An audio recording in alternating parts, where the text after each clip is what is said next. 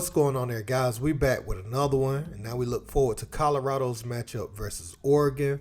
And Coach Dan Lanning, he spoke this week to the media about Coach Prime, his team starting off 3-0, and also just the atmosphere that will be in the building for that matchup, And he sent his own players a serious warning about what will not be tolerated in the matchup against Colorado.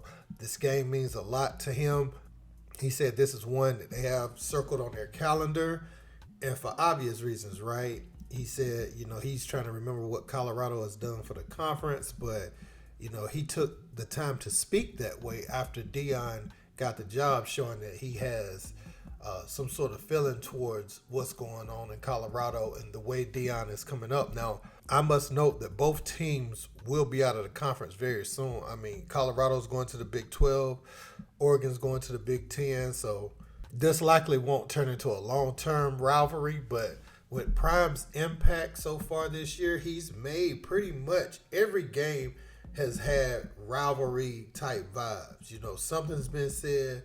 You had the TCU coach that wasn't paying Shador any attention at a football camp when he was younger. You had Matt Rule and that whole thing. Then you had Jay Norvell and everything that happened last week. Now you got Dan Lanning, who said, what have they done for the conference? If you ain't familiar with what was said, I'm going to show you that first, and then I'm going to show you what Dan Lanning said in the message he sent to his players. Let's peep it. Not a big reaction. I mean, I'm trying to remember what they won to affect this conference. I don't remember. You remember them winning anything? I don't remember them winning anything. Look at me. What about me would make you think that I care about your opinion of me? Your opinion of me is not the opinion that I have of myself. You ain't make me, so you can't break me. You didn't build me, so you can't kill me. You know what? God established me, so you ain't nothing you could do to me. I've been dealing with this foolishness since Pee Wee football, man. I've been him. I've been a difference maker, a game changer. I've been that guy. So what will change now that I'm coaching? Not a darn thing. I'm not even playing the game, and you got an opinion of me. I'm not even on the field. But I'm pretty sure I get every darn coach I'm playing against, head coaches, and anything you want to do. But I love it, but I don't care. And I wish the world thought like that. Youngsters, if you're out there right now, do not give a darn what opinions people have of you, long as that opinion is not consistent of that of yourself. You be you. I'm not planning to make you feel good about me. I already feel good about me. I'm good. It's a message for the youngsters out there and the old school, not old fools.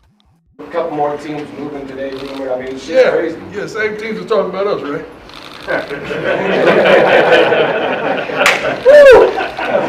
Oh, Lord, it was good. On the right, Zach? Obviously talked about penalties, and last week we were talking about it as well. Is that, how do you address Yeah, we that? better not be talking about it next week. How do you address that this week? Is it something different, or is it just drilling? I'm not going to do the same thing again and again and expect the different results, so we're going to do something different, right? And we're going to figure out if we can get it fixed, right? And if we can't, then they can't be on the field. If you're going to get penalties, you can't be on the field, right? And that's going to be that simple, right? If you get a penalty, you can't play for us. You're hurting the team. Obviously, you still have to review the film from this last game, but what are your kind of first thoughts now that, non-conference is behind you guys and, you are looking ahead to conference play? Well, I'm hoping you guys will stop asking me questions so I can go watch the rest of their game, But no, we're excited to go play a great opponent. This is going to be an awesome atmosphere for Oregon Ducks, and these are one of those marquee games that we're really, really excited about. So we know we're going to get everybody's best, which is exactly what we want.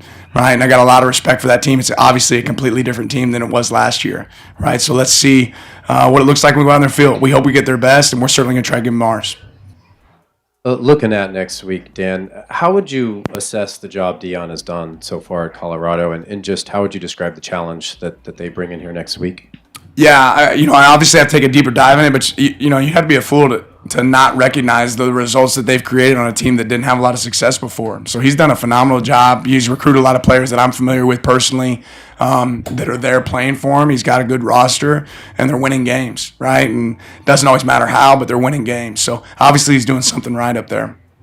So that came after his win versus Hawaii, but him, like every other coach, has had something to say about Coach Prime. And, you know, this is going to be a barn burner, I feel like. I feel like Colorado may be at a little bit of a disadvantage now, a bit more of a disadvantage because, like Prime said, he doesn't have his bigs like he would like to have at this point. But, you know, losing Travis Hunter, a player that can shift the dynamic of the whole game, has the potential to shut down a side of the field, able to come up with big interceptions, open field tackles, different things.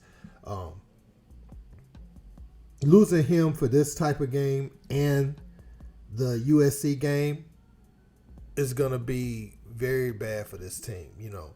Now, what I will look forward to, and what a lot of us are looking forward to, is whether Cormani McClain will be ready to go. And if he's ready for these bright lights, I'm a little concerned that he would be thrown in at the brightest of bright lights, but he is that type of recruit. Prime has said several times this young man needs to be ready before he can get out there.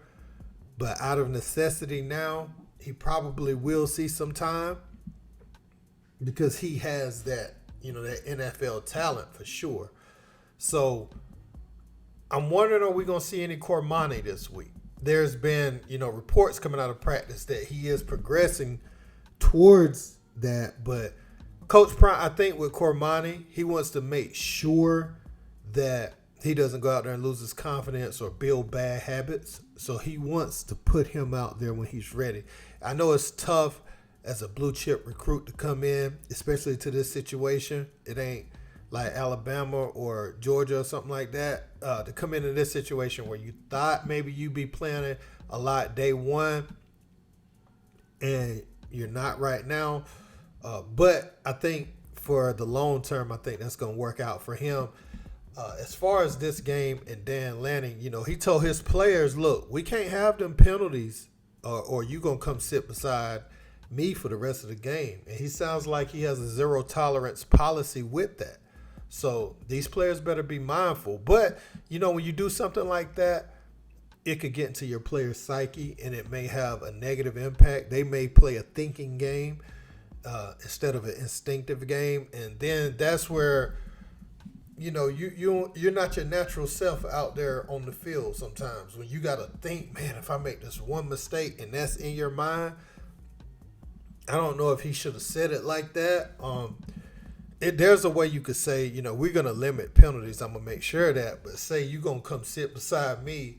I'm pretty sure there's certain players that can't come out the game when they make a penalty. You know what I'm saying? Some of these guys are heads and shoulder above their alternative. So there will be a penalty or two. You know, you can't just have a zero penalty tolerance policy. You know what I'm saying? So he sent that message, which lets you know that this game means a lot to him. And he's very mindful of what he said in the offseason.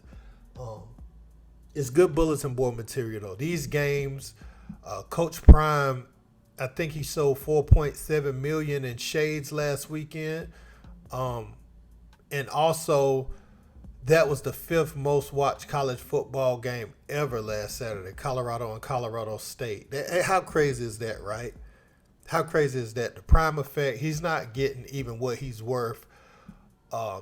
And I don't think no program in the nation could pay him what he's worth. They could, but it would be way more than what other coaches are getting. Just his effect on a program, the way that social media has enabled them to market themselves. He's, not employed, but he allows access to his children to get footage on him, and they're able to eat and monetize their father. What better situation is there than that? You know, to be able to monetize right inside your house, man. I'm looking at Prime and some of the things he's doing, man, and it's just the ideal situation. And I like that he's in Colorado, man. Hopefully he stays there. I like him at that program. I want to see the process of turning a Power 5 school into an elite program. I just want to see it all unfold organically instead of one of these big programs seeing what's going on now and trying to come in and poach them away. I want to see the whole process seen through to the end. But hey, man, let me know what you guys think about this in the comments. Don't forget to like, share, and subscribe. Until next time, peace.